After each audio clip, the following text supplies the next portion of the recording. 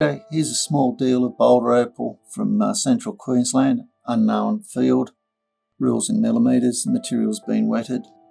Basically, a few fun pieces. Start off with a lot in that. Basically, buy it just to practice. This is a nice piece. This will cut a nice stone. That's really the parcel by itself. Saw it off and polish it up.